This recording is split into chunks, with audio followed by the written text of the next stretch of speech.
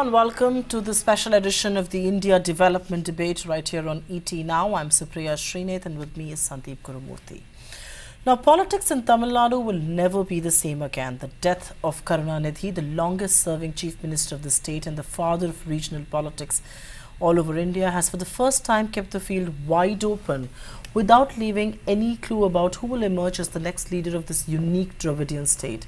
In fact, there has been a huge political vacuum in the state politics ever since the death of former Chief Minister J. Jayalalitha, and the situation has become even more volatile with Karunanidhi's demise. Consider these factors. The clout of AIA-DMK has considerably eroded after the death of Jayalalitha. Cut to DMK, the situation is not very different. Despite the best efforts by Stalin and his supporters, to party president has not been able to assert himself as a credible force. Indeed, and so far as other players like Kamal Hassan, he's been a bit of a non-starter so far, but it's too early to write off Rajnikant, who's been making some noises. Enter the Modi-Shah duo, who've been looking for a foothold in the Dravidian land. There are at least some who believe that the BJP's time may well be now. On the other hand, the Congress, now led by Rahul Gandhi, is also suitably positioned to make a strong comeback.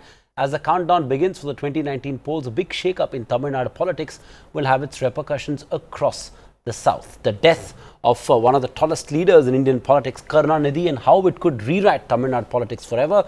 That's what we're discussing tonight on the India Development Debate. But first, a look at Muthuvel Karunanidhi's legacy as a politician. Muthuvel Karunanidhi, born in 1924 at Tirukuvulai in Tanjore district, is one of the tallest leaders of the Dravidian movement, who was instrumental in transforming the Dravidar Kanigam social movement into a strong political force. Karunanidhi, who was known as the Chanakya of Tamil Nadu politics, ensured that politics revolved around him for the last 50 years. As the 5-time Chief Minister and the longest-serving President of the DMK, Karunanidhi played an important role in scripting the fate of Tamil Nadu. Inspired by the Justice Party, Karunanidhi entered active politics at the age of 14 and was at the forefront of anti-Hindu agitation that rocked Tamil Nadu during 1938-1939. Karunanidhi was one of the founding members of Dravida Munnetra Kanigam, along with his mentor and Dravidian icon C.N. Annadurai. His debut in the Tamil Nadu Assembly came in 1957, and since then, Karunanidhi never lost an election. In 1975, Karunanidhi hogged national limelight by opposing Indira Gandhi for imposing emergency. His fierce opposition resulted in the centre dissolving Tamil Nadu government led by the DMK in 1976 on charges of corruption. Since then, Karunanidhi has been playing a crucial role in Indian politics. Karunanidhi is considered as one of the architects of the present United Progressive Alliance led by the Congress. And till today, the DMK continues to be one of its strongest constituents. Karunanidhi lived his life to its fullest. Until his last breath, he never allowed the sun to set on his Dravidian ideals.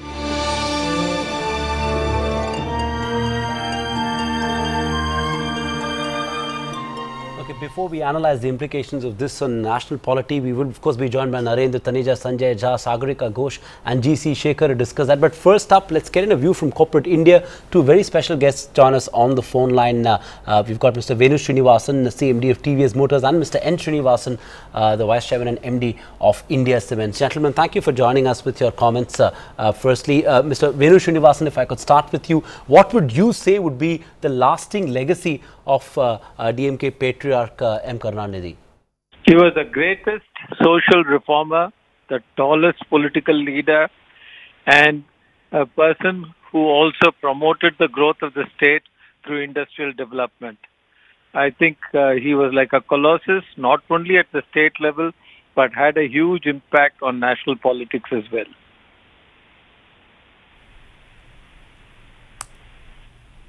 Fair point indeed, and nobody can deny that he had a huge impact on national politics as well. Mr. N. Srinivasan, coming to you, what does the demise of Mr. Karunanidhi really mean for Tamil Nadu politics? I will come to Tamil Nadu business and all that he did as far as building infrastructure and everything else is concerned, but the big vacuum that we are staring at, perhaps in Tamil Nadu politics today. He made Tamil Nadu relevant. See, what we have to see, all of us, I've known him I met him first 1968, 50 years ago. I've been a friend of his. I've seen his career. But what is striking is that he made Tamil Nadu relevant in Indian politics today. It was relevant at every point of the way.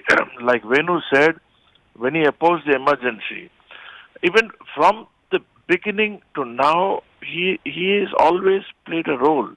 And most importantly is, he was industry friendly. He wanted the development of Tamil Nadu. He wanted industrialization here. He was easy to meet. He was friendly, and he had a lot of sagacity about what he did. So it's a loss for Tamil Nadu. I don't think Tamil Nadu will find a replacement for him, either in the political space or the economic space, for a long time. It is very difficult. Making, in some sense, he made Tamil Nadu relevant. But Mr. Venu Srinivasan, Tamil Nadu saw some of the biggest MOUs and investments, during the leadership of Mr. Karunanidhi. Manufacturing, in some sense, took off in a big way in the state of Tamil Nadu. So, what does his demise mean for development and for industry in the state of Tamil Nadu? We have lost a great friend of industry. As Srini just said, he was eminently approachable. Anybody could take his grievance or his problems to him, face to face, discuss with him and have it sorted out. Even sometimes policies that he created which we didn't agree with, we could go and tell him, sir, but this is affecting industry like this, please reconsider. And he was always open to changing his opinion based on proper submissions made by industry or by individuals even. And I think that eminently being approachable and the sagacity that Srini talked about, he was wise. He was wise beyond his years, I think, from very early in his life. And therefore, he would always give you a solution, which is a wise solution and not a clever solution.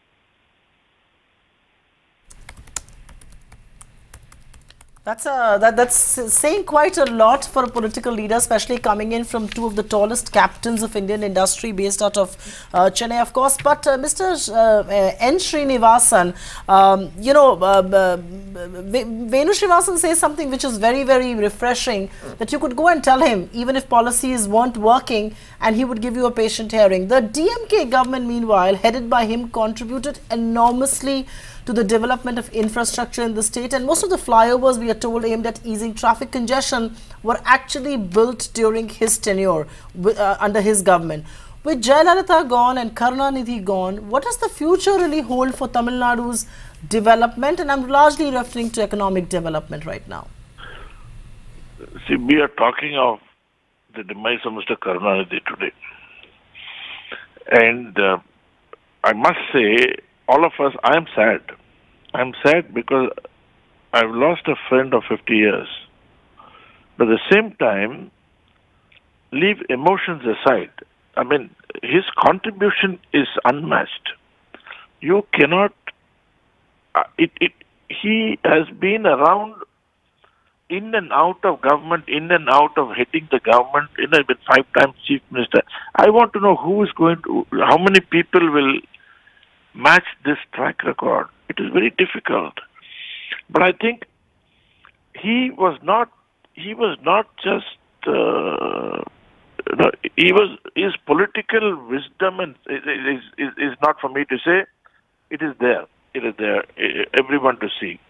But he was not only just a friend of industry. He wanted industrialization. He wanted social reform. He achieved it. I mean, for the first time, I met him first when he was a PWD minister of Tamil Nadu in 1968. when Mr. Anadri was the Chief Minister. His focus is tremendous. And his ability to absorb, he went abroad maybe a couple of times, he sees, he finds what is good and he applies it here. But most importantly, what very few people know, that he was a sports lover. He just loved cricket. You know, it is a little known facet about him, that you can do a lot of things, but he was a sportsman. He encouraged sport. When India did well, he was happy. If India did not do well, I would get a call. And he was the greatest fan of the Chennai Super Kings. Indeed, that's an interesting facet that you're bringing to this discussion. It is a facet about him that little known. When the CSK used to play here, he would come to the stadium. He will come and watch matches. I've sat with him, and he will come as Chief Minister. Suddenly, by surprise, you find that he is sitting there. He will come there, watch matches. And he was upset when the CSK lost. I mean, so to him, cricket was very important. He was a great admirer of cricket, a sportsman, and he would have been the happiest man to. Unfortunately, the CSK had to go out of Chennai. Otherwise, he would have been there to watch them receive the cup. Sure. Closing comments from both of you, and it's an interesting facet that you're bringing to this discussion, and you've been industry leaders for so many years, and so would have mapped his own political journey. Mr. Venu Srinivasan, a personal account that you'd like to share with our viewers based on your interactions with Mr. Karunanidhi over the years, an interesting anecdote that comes to your mind on a difficult day like today. It was amazing. Actually, once he asked me, "You haven't done anything for me." I said, "Sir, what do you want?" He said, "I need motorcycles." I said, "Okay, sir, I'll give you 150 motorcycles." So immediately we made 150 motorcycles in police regalia. And he said, "I'll organize a function and you give it as part of your CSR to Tamil Nadu police." And there, he could have gotten, said, Mr. Venu Srinivasan, chairman of TVS, he said, "The person whom I endearingly call Venu, நான் செல்லமாக வேணு என்று அழைப்பவரே." Who else would say it in a forum like that? I can never forget it life.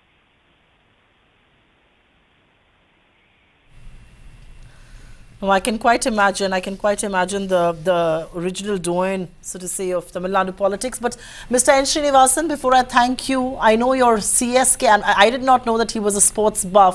So it's interesting to hear of that fact of Mr. Karunanidhi. But any other lasting memory that you'd like to share of him, any anecdote, particularly that people may not even know? My last memory is that the last film for which he wrote a script, I consider it, that when he took me to see the film, the private screening. And, his ministers others were there, but he said, "You must come and see it." He had told me the story, and he took me. So that's a personal touch. That is personal, it's all of us, like Venu, me, and everybody. Possibly I've known him longer than Venu because I'm older. But all of us, to each one of us, he had that little touch of personal interest, which made all of us admire him. That's how I like to say it. No, absolutely. And I think that personal touch is so missing in Indian politics today, that any touch that, anybody who reminds you of a personal touch in politics will be an everlasting memory. That's the legacy of Mr. M Karunanidhi, and it continues to live on. Thank you very, very much. Two of the tallest captains of Indian industry with a very long association with Mr. M Karunanidhi joining us right here on the India Development Debate. Mr. Venu Srinivasan and Mr. N. Srinivasan, can't thank you enough for being with us on a difficult day, but with some really telling memories of the man. Okay, let's take it forward then to our discussion. Joining us on the show this evening, Narendra Taneja and Sanjay Jha, representing the BJP and Congress, but I'm sure they're here today as political watchers and not wearing political hats. Sagarika Ghosh, consulting editor of Times of India, who's been tracking Tamil Nadu politics for a while, and GC Shekhar, associate editor of Outlook. Obviously, he's again tracked Tamil Nadu politics for years. So great to have all of you on the show. Apologies for coming to you late. We wanted to get a view from corporate India and two rare voices to hear from. But Mr. Shekhar, if I may start with you, it's the end of an era of sorts in Tamil Nadu politics. You know, the rivalry between Karunanidhi and Jayalalitha shaped politics in Tamil Nadu for the last 3 decades, and with both of them now gone, what sort of a vacuum does this leave in the state of Tamil Nadu? Well, it does leave. It leaves a big hole in Tamil Nadu politics. As you can see, what has happened to the ADMK, it is already split into two, and a lot of confusion out there. The government has been reduced to a minority, but we are still stumbling along. Of course, DMK, it is slightly better off because Karunanidhi has put in place a succession plan by which Stalin has already taken control of the party. So we now have to wait and see whether he is going to be troubled by his elder brother Aragiri in any manner. So, and still, to compare Stalin with Karunanidhi will not be correct, will be very uncharitable towards Stalin, because nobody can match Karunanidhi's political range. He was a writer, he was a script writer, he was an author, excellent orator, and he was an excellent judge of political events. He had a brilliant memory, he could recall historical events, political events, draw parallels, and then he will justify everything by a play of words, by saying referring to something in history and saying that this is not something new that I'm doing, I'm just imitating what this king had done or that leader had done. So it is that kind of memory and recall, that kind of ready referencing that Karunanidhi used to do during his speeches or in his political game plan. That is, we can't expect Stalin to be like that. Stalin is not very street smart that Karunanidhi was. So it is going to be pretty challenging for him.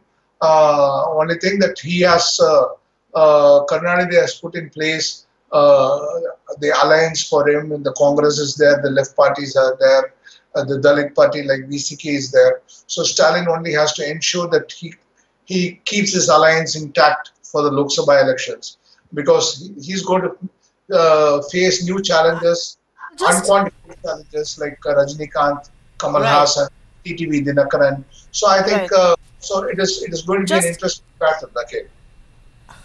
Right, Girish. Okay, just give me a minute on to get in more opening remarks from everybody on the show, because what you say about Stalin is something that we will dedicate a large part of the show talking, because you can't talk about Tamil Nadu politics and not speak about succession at DMK. Sagarika, I'm going to come to you.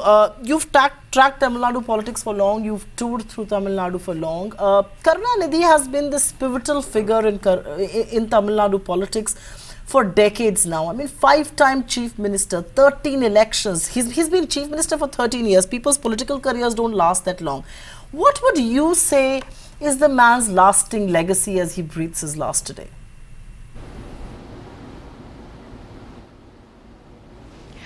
You're absolutely right, Supriya. Really a titan of Tamil Nadu politics. The last great link, I think, to the great Dravida movement. As you know, the great Dravida movement of the early part of the 20th century, in the 50s and 60s, rationalist, atheist, campaigning for the downtrodden, anti-Brahmanism, pro-women's empowerment. You know, the Dravida movement, which was a path-breaking one, which shaped modern Tamil Nadu. And I think that Karunanidhi very much was the last great titan of that movement. We have seen, you know, the drift in Tamil Nadu state after the death of Jayalalitha in December 2016, and I fear that after the death of M Karunanidhi, we are going to see a similar, perhaps a similar kind of void in the DMK. I think the legacy of Karunanidhi is immense. He is in many ways the builder of modern Tamil Nadu. He was an adroit administrator. He was a bridge in many ways between Delhi and Tamil Nadu. You know, he was a formidable formidable scriptwriter, great orator, great linguist, terrific magician with words. I've seen on the campaign trail that in the last part of his life, when he couldn't speak, on audio tapes of his speeches would keep his followers completely captivated. So he was a master of the word. He used to write scripts, as you know, a formidable intellectual who combined his formidable intellectual powers with very astute political strategizing. He was a very astute politician. He had alliances with the Vajpayee government, with the United Front government, also with the UPA, and was a bridge, in fact, between Delhi and Tamil Nadu.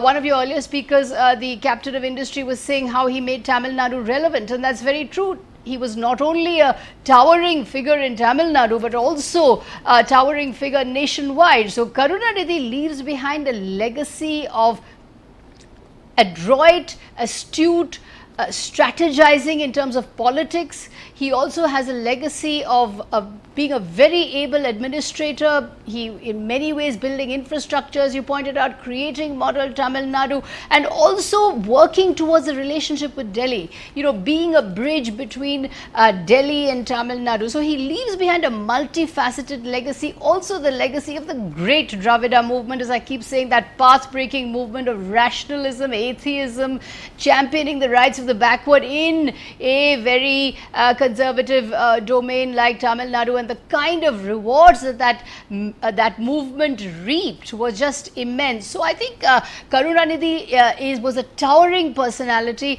and leaves behind Stalin to fill some very, very big shoes. Remember, Stalin very much still in the shadow of his father. He's been mayor of Chennai, but we have to point out that just last year the DMK lost the RK Nagar bypoll, which fell vacant after Jayalalitha's demise. It came third.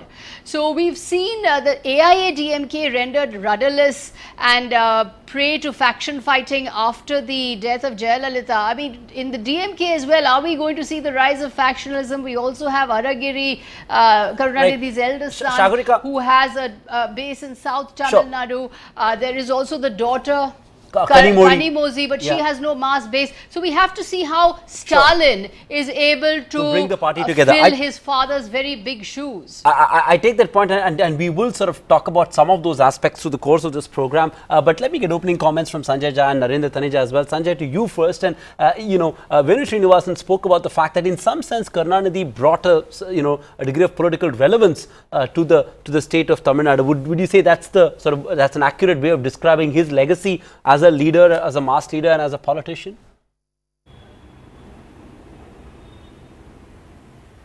Well, you know, Sandeep, if you look at his political career, it's been nothing short of pure extraordinariness. I mean, it's a remarkable career because, you know, every time, even when he lost an election, he made a triumphant comeback. Now, I think in politics, the ability to kind of win an election and then, you know, to face adversity and to make an immediate comeback tells you about remarkable resilience in terms of his political, shall we say, tenacity and character. And, you know, the point that is very evident from both his successes and the disappointments that he faced was the fact that, you know, there was a great connect with the people of Tamil Nadu. Now, I remember visiting Tamil Nadu several times during my professional career. And, you know, end of day, as you rightly mentioned, whether it was manufacturing with a lot of auto and auto ancillaries, whether down the line the growth of IT, you know, I think at the end of the day, Tamil Nadu became an economic powerhouse because of the fact that, you know, I think he made it a very open economy. It was right, if you look at the geography of the country, many people felt that Tamil Nadu would have a disadvantage because it was not, you know, pretty much as part of the central force where the movement was a lot more easier, that Bangalore was attracting a lot more foreign capital where IT was concerned. But he never let Tamil Nadu actually go into the shadows. And I think the credit for that would I think principally go to him.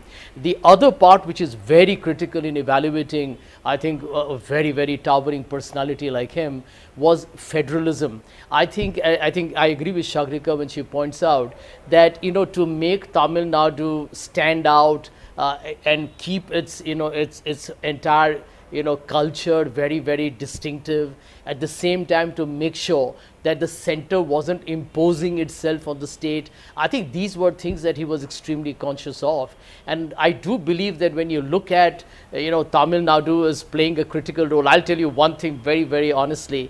If the UPA won in 2004, if we were able to form a government in 2004, it was because of the Congress-DMK alliance that did very well in the Lok Sabha polls. If you look at the numbers there, you remove those numbers, and I don't think we could have had a government in 2004. So I do believe that, these are pragmatic alliances that happen, and he was very critical in terms of making them happen.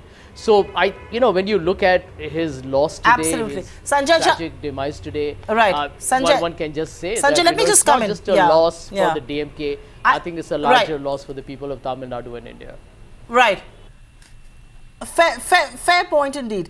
Mr. Taneja, I'll come to you, and I think Sanjay Jha raises an important point that 2004 wouldn't have been, possible without Karunanidhi playing his part in this. But, just before I go headlong into the politics of the family and DMK after Karunanidhi, I think it's important to point out what captains of Indian industry who were with us, whether it's or Mr. G.C. Shekhar or Sagarika or Sanjay Jha, what they've said, that, much before Gujarat and Karnataka and Andhra Pradesh came on to the forefront of being these economic hubs, it was Tamil Nadu that was the original economic hub of this country, and it was never overshadowed by an IT capital like Bengaluru right next to it. The flyovers that were built, the kind of infrastructure Tamil Nadu saw, with the emphasis on culture as well. Do you believe that's a lasting legacy of somebody who was actually a part of the Dravida movement, but went on to make his state the original economic hub? And this is much before a lot of these other high-ranking states really came to the fore.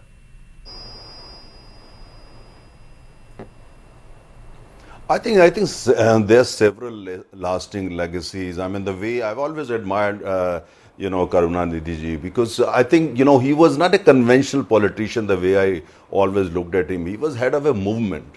For him, movement was more important. The objectives of the movements were more important. And the vision he had for Tamil Nadu, for the Tamil Nadu's people, and connecting with the history and looking at the same time the role of Tamil Nadu, in southern part of the country and also, of course, beyond the southern part of the country.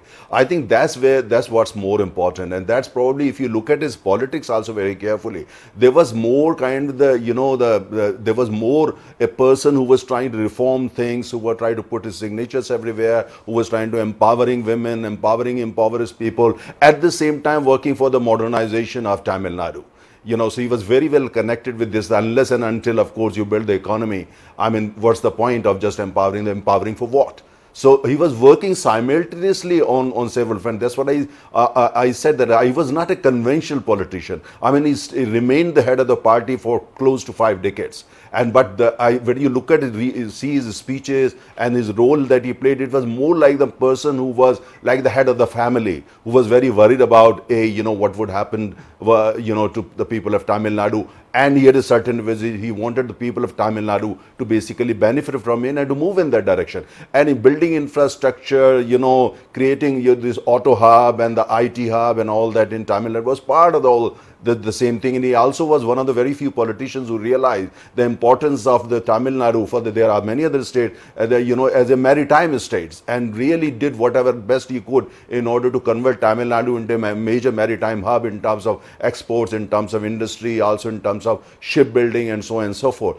So I think, it's very important that, the people who looked upon all those things very differently, unlike today's politician or conventional politics, there were very, very few leaders. I look upon him as a person who was the three kind of key architects of modern Tamil Nadu. Of course, Annadurai ji, and of course, Karunanidhi ji and Jayalalitha ji. So I think that's what you have got today. All these three tall personalities really contributed hugely in making Tamil Nadu what Tamil Nadu is today. But that said, at the same time, laying foundation for a modern Tamil Nadu. But I personally have been more impressed, of course, economic achievement, infrastructure and all that, but more by the social reforms he introduced in Tamil Nadu. In a way, he dared to recast the society, rework the society, rework the architecture. I think, for politicians, simultaneously work for the social reform and be that's an successful. important legacy as well. There are very few stories of that kind. Okay, I take that point, and let's take this discussion forward. And I understand, in some sense, it's an emotional day, and so so it's understandable, these long tributes. But let me come to you, Mr. Shekhar, on the point that Sagarika made at the start of the show, which is on his politics of the Dravidian politics. Now, the death of Jayalalitha and now Karunanidhi. Where does this leave Dravidian politics? The politics of rationalism, the politics of atheism that Karunanidhi espoused, the politics of anti-Brahmanism. What does this really mean to Dravidian politics? Is this will Dravidian politics be reset, or is the foundation too well entrenched for it to have any lasting change? Well, as far as the politics of atheism and rationalism is concerned, in the last 10 days we saw that it was getting diluted, because you saw DMK cadres praying to various gods, going to various temples, the functionaries participating in prayer meetings, praying for Karunanidhi's health. So the atheism part of it has already taken a toss, if you ask me. And Tamil Nadu has become a far more religious society in the last 10 years. I think largely owing to MGR, who de-Dravidized Tamil Nadu, and then Jayalalitha, who was openly religious. I think all of that diluted Karunanidhi's rationalism and atheism to some extent. And even Stalin acknowledged it during just before 2016 elections, that yes, 90% of DMK cadres are all Hindus, and they are temple-going Hindus, they are believers, and I have to accept the fact. And he himself went and visited the Tirukoshtiur temple. And then Karunanidhi himself almost had a change of heart, because the last literary work of his was a television serial. He wrote the script for a television serial on the Vaishnavite saint Ramanujar. So to that extent, I think the DMKs realized that the issue of atheism and rationalism was not an issue in Tamil Nadu politics any longer. I think it's used by date had long passed. So I think as far as those issues are concerned, it's gone. But as far as the social the relevance of the social reforms are concerned, I think that will continue to be placed, because this is the first place we saw which had made reservations even in the 1920s during the British days. And then we have the highest reservation in the country at 69%, because much of the backward classes and the scheduled castes form the bulk of the society here. So social reforms and that continue to be relevant today. And then we're talking about Mr. Shekhar, just give me a minute. Just give me a minute. I have a question for Sagarika. I just want to keep this crisp, because we have a lot of ground to cover, and I'll request all of you to keep your answers crisp. Sagarika, let me come to you. Unlike the AIA-DMK, which saw itself wither into a lot of factions, and the tug of war continues till date after Jayalalitha's death, in some sense, Stalin has been the man in charge, especially after Mr. Karunanidhi became inactive from the second half of 2016. Now, his acceptability, and where does that leave the rest of the family, his elder brother Alagri, his stepsister Kanimuri, and of course the Maran brothers? Do you see the rest of the family really toe Stalin's line politically?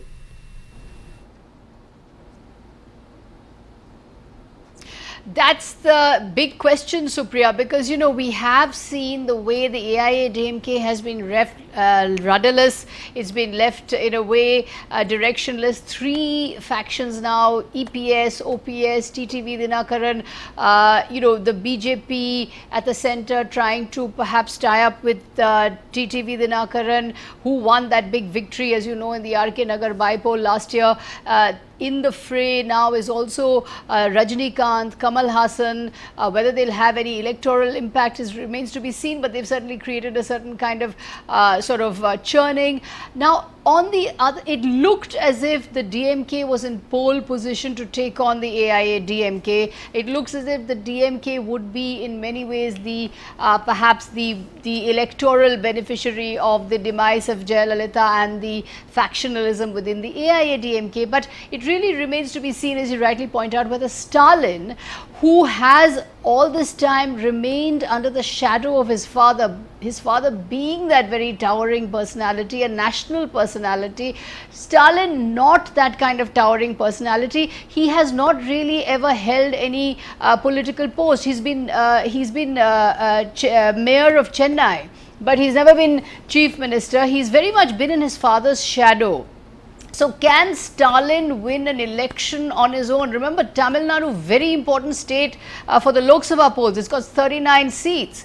So, you know, which way will Tamil Nadu go? Can a possible DMK Congress alliance torpedo a possible AIA DMK BJP formation? I mean, all this is really in the future. But as you rightly point out, within the family, there are the Maran brothers. There's Aragiri with his base in the south. There's Kani Mozi, but she doesn't really have that much of a mass base. Stalin is very popular with the cadres. I've seen that firsthand in my travels during the elections. He's very popular. He's liked by the cadres. He's very much a hero with the cadres. But whether or not Stalin on his own, without that towering persona of Kalaignar, can win an election remains to be seen. And whether he too will face factionalism or he too will face challenges to his authority is an open question, because we have seen the way the AIA-DMK has really splintered. So we've also seen Rahul Gandhi make overtures to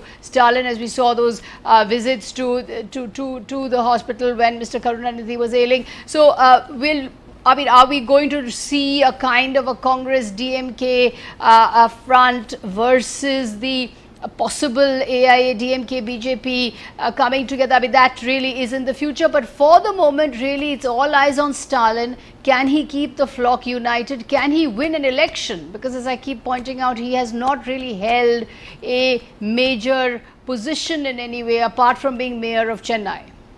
Fair point indeed. And Naren Taneja, you know, while we sort of acknowledge what a significant loss it is to politics in Tamil Nadu and all of that, and the fact that he had great amount of equity politically across the political spectrum, he also had a great grasp of national politics, had clear views on center-state relations, in some sense, you know, stood for federal politics. Does Stalin readily have the same stature? I mean, how does Karunanidhi's demise change the contours of national politics, according to you?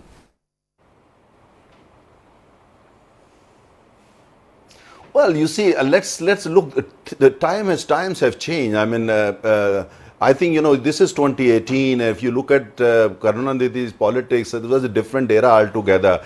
Tamil Nadu, in my view, is probably more mainstream today than it ever had been in the past. Of course, it all started when Jayalalitha became the Chief Minister of Tamil Nadu for the first time, because she had a very different view of Tamil Nadu, completely different, and a very different view of India and southern politics and so on and so forth. So I think these are different times where you have Bharatiya Janata Party is getting traction there, and of course Congress has been a major player there, you know, from the very beginning, and then you have got two new big players also, you know, and they are also getting traction if I go by the media reports. So which means when you look at the political landscape, we have to compare more with Stalin with the ground realities today. Ground realities, the landscape is completely different.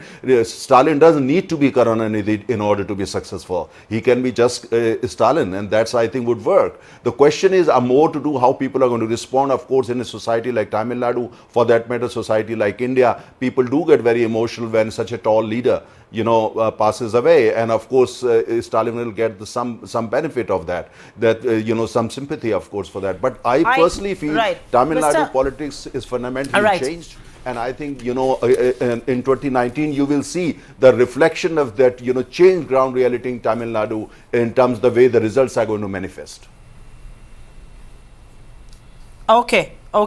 Now that we are talking brute pure politics, I just have a question to ask of Sanjay Jha. And Sanjay, the Congress has been close to the DMK, but you know, you don't have to jog your memory very long back. The DMK has been with the Congress, with the BJP, and even with the left in the past. And many people say that was also his ability to change political alliances and yet be able to justify the stance. But let's not get into that. The question that I'm really asking you is that, can the Congress party take this alliance as a given? Because Congress needs every ally now that's possible to dislodge the BJP in 2019. Can you take DMK as a given alliance, sealed, put in the box?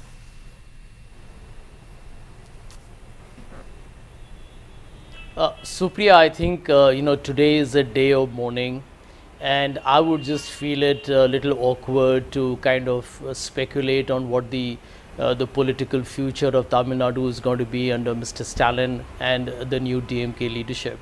But the one point that I can make is that, end of day, if you look at the Congress DMK partnership, it withstood a lot of, shall we say, political vindictive attacks by the ruling dispensation. And I think it withstood them, and it's withstood them with a lot of, I think, courage and character. And there is a lot of affinity, and that's been there for a long time. And I do feel that end of day, while politics is very fluid, and I agree that there are new political personalities who have got a very popular, fan base in Tamil Nadu have come into the center stage. Ultimately, I think what matters is the organizational base that political parties have. I mean, my experience in politics just tells me that no matter the charisma and all the hype you can create, it is the structure of your organizational reach, the kind of penetration you have with the grassroots that makes a difference. And I'm fully aware that DMK is extremely formidable where that is concerned. The Congress, as you all know, was once a very, very strong force, still remains, I think, a very, very potentially strong player. Let's see what plays out. But today I would feel it a little, kind of perhaps more in greater honesty. I wouldn't like to comment on politics at this stage. That point, that's a, and I respect that sentiment, Sanjay. But Mr. Shekhar, while it's not fair to talk about politics, but there is politics playing out in the streets of Tamil Nadu, with ADMK now refusing to grant permission for a memorial for Karunanidhi at the Anna Memorial at the same site, and that's led to huge protest. Reports are coming in that the DMK plans to move court on this particular issue, and that is going to be an emotive issue. What is your own sense of how this could play out? How would Stalin handle a situation like this? How do you expect ADMK to handle a situation like this and diffuse the tension? Yeah, definitely, because till the evening, the slogans that we were hearing in front of Kaveri Hospital was come back, our leader, come back, get up and come back. And now what the slogans we are hearing is, we want Marina, we want Marina. So I think that is what Tamil Nadu's politics is about. This kind of politics that the ADMK and DMK play out, the politics of confrontation. I think it has never been good for the state. I think the EPS government could have been magnanimous, and it could have allotted the spot right behind Anna's memorial, just as it allotted a space for Jayalalitha right behind Imja's memorial. So that way you would have had all the 4 chief ministers since 1967 being buried on the same square. So it would have been very apt also. I think they could have been a bit more magnanimous. I don't think they have cited some legal issues, that there are a few cases in the High Court. I don't think there are any cases as such. I think even if there was a case, the government could have always gone back to the court and said that it is out of the long-term interest of the state, and considering the stature of Karunanidhi and that he has been a 5-time chief minister, that we allotted the space. No court could have faulted that. I think the ADMK is unnecessarily, the EPS government is unnecessarily playing politics here. In fact, we thought they set very good examples by showing a lot of bonhomie in going and visiting Karunanidhi in the hospital, inquiring with Stalin, and all that stuff. We thought this politics of confrontation was coming down, but again this crops up. I think this should have been sorted out, and instead of DMK going to the High Court and trying to get an order, and just ahead of tomorrow's funeral, I don't think this is in very good taste. And then it just shifts the focus away from Karunanidhi and his demise and man's contribution to the state's politics. So I think absolutely. And I also think, right, Mr. and I also think, I don't know if it's advantage DMK, because supporters are out there on the street. I don't know if it's advantage DMK. It's petty. It's very, very politically petty for the AIADMK to do so. Your point noted. But Sandeep, I have to talk about the future. We can't discuss Tamil Nadu politics today. Fair point. we can't discuss Tamil Nadu politics and not talk about the emergence of Kamal Hassan and Rajnikant. I mean, what does this mean for Tamil Nadu politics? Because whether it's MGR, whether it's Jayalalitha or Karunanidhi, they all had deep entrenched roots in Tamil cinema. Can Kamal Hassan and Rajnikant take the personality-driven political baton forward and find similar success like MGR or a Jaya or a Karuna did in Tamil politics? The MGR and MGR's Jayalalitha inherited MGR's political legacy. So, question for Sagarika. This is a question for Sagarika. Okay. This is a question for Sagarika. Sagarika, can you hear me? Okay. Sorry. Yeah. Yes, sorry, I didn't realize it was for me. No, I think that, you know, there has been excitement generated with the jumping into the political fray of Kamal Hassan and Rajnikant. Now, it really remains to be seen whether or not they have any electoral impact. Remember, the Praja Rajyam party started by Chiranjeevi really did not, I mean, it got off to that amazing start with that sort of inauguration on stage with the strobe lighting and all of that, but it kind of petered out and it really wasn't able to sustain itself. Karunanidhi and MGR and Jayalalitha came out of a movement. They weren't just movie stars. They weren't just people of the cinema or script writers or heroes. It was very much part of the you know, as I've emphasized, the Dravida movement, and Karunanidhi very much used the language of the Dravida movement to write those kind of dialogue and screenplay, and it was explained to me by a academic in Chennai how the Dravida message was so well conveyed by Karunanidhi through his writings. So they were part of a movement that actually expressed itself in cinema and the arts and in literature and in intellectual writing. And Karunanidhi himself was a formidable intellectual. He used to write editorials in Murasoli, the DMK paper. So, you know, it was I think a different age, it was a different time when a movement actually created a cinematic expression of those ideals, and the grammar of that movement was expressed on cinema. But I think whether or not Rajnikant and Kamal Hassan can make a difference in a situation of very entrenched Dravida parties really remains to be seen, because let's face it, you know, every time I've gone to cover an election in Tamil Nadu, I found that the AIA, DMK, they have very, very deep roots. Yes, they may be factionalized, yes, they may be rudderless, but these are old, deep-seated parties with a lot of strength on the ground. It's going to be very difficult to take on these two leviathans of Tamil Nadu. So I would really keep, you know, the jury is really out on Rajnikant and Kamal Hassan on whether or not they will be able to make any electoral impact. Kamal Hassan so far leaning, you know, towards a kind of sort of a secular alliance, but he really hasn't come out with a proper manifesto or a detailed statement on what his political program is going to be. So I think electorally their impact is perhaps still going to be limited, given the range and the kind of depth that the two Dravida formations still have. Right. I really think you hit the nail on its head when you say it's not just about cinematic success. It was also the movement that these mass leaders were born out of, and I think that makes the whole lot of a difference. Very often we keep calling everything an end of an era, but I think Karunanidhi's demise truly marks the end of an era, not just in Tamil politics, but in Indian politics as well.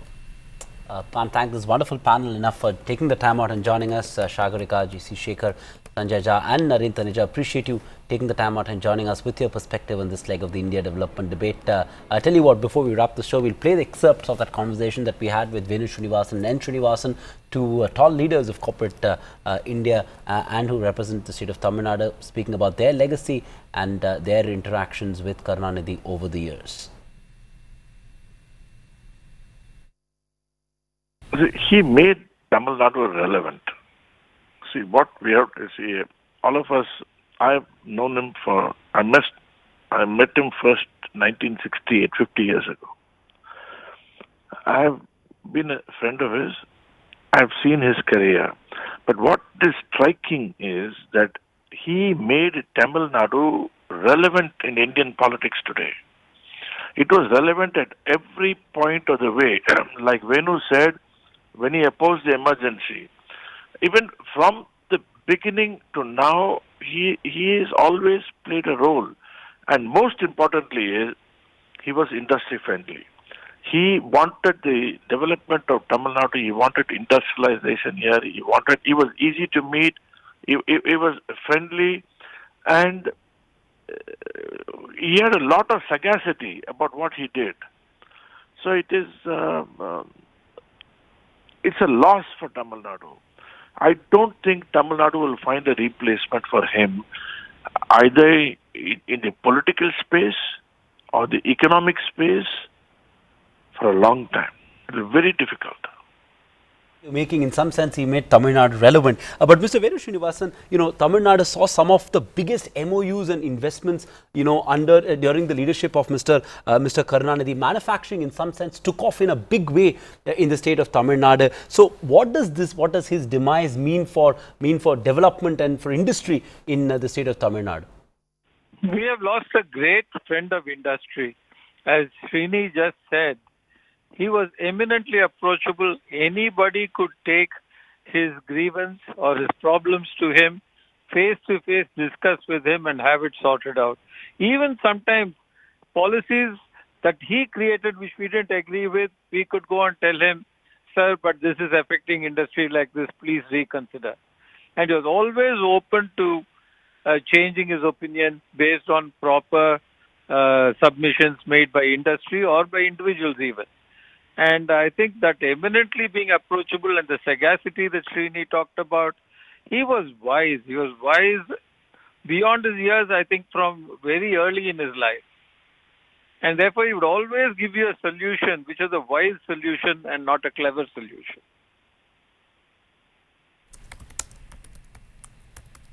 That's saying quite a lot for a political leader, especially coming in from two of the tallest captains of Indian industry based out of Chennai, of course. But Mr. N. Srinivasan, Venu Srinivasan says something which is very, very refreshing, that you could go and tell him, even if policies weren't working, and he would give you a patient hearing. The DMK government, meanwhile, headed by him, contributed enormously to the development of infrastructure in the state, and most of the flyovers, we are told, aimed at easing traffic congestion were actually built during his tenure under his government. With Jayalalitha gone and Karunanidhi gone, what does the future really hold for Tamil Nadu's development? And I'm largely referring to economic development right now. See, we are talking of the demise of Mr. Karunanidhi today. And I must say, all of us, I am sad. I'm sad because I've lost a friend of 50 years. But at the same time, leave emotions aside. I mean, his contribution is unmatched. You cannot...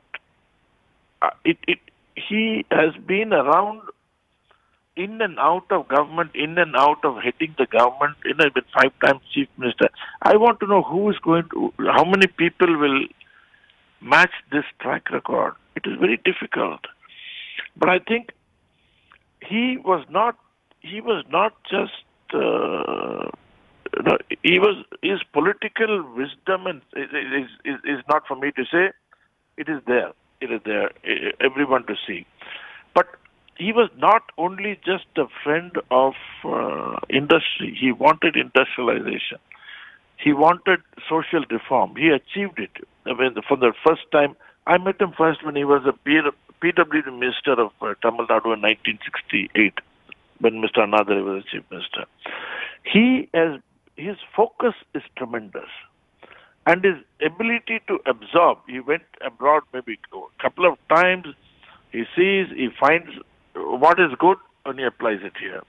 But most importantly, what very few people know, that he was a sports lover. He just loved cricket.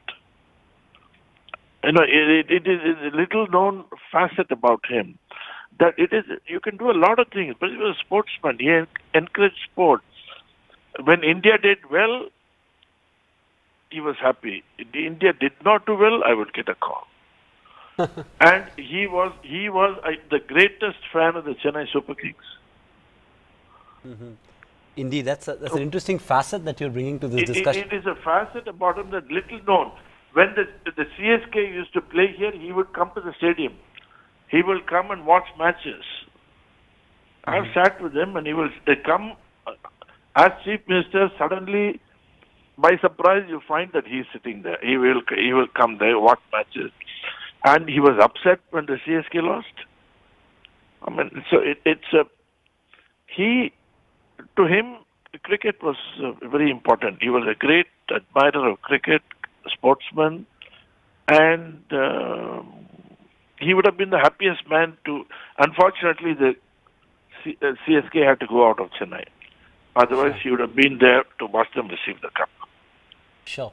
Closing comments from both of you, and it's an interesting facet that you're bringing to this discussion. And you've been industry leaders for so many years, and so would have mapped his own political journey. Mr. Venu Srinivasan, a personal account that you'd like to share with our viewers based on your interactions with Mr. Karunanidhi over the years, an interesting anecdote that comes to your mind on a difficult day like today. It was amazing. Actually, once he asked me, "You haven't done anything for me." I said, "Sir, what do you want?" He said, "I need motorcycles." I said, "Okay, sir, I'll give you 150 motorcycles." So immediately we made 150 motorcycles in police regalia. And he said, "I'll organize a function and you give it as part of your CSR to Tamil Nadu police." And there, he could have gotten, said, Mr. Venu Srinivasan, chairman of TVS, he said, "The person whom I endearingly call Venu, நான் செல்லமாக வேணு என்று அழைப்பவரே." Who else would say it in a forum like that? I can never forget it in life.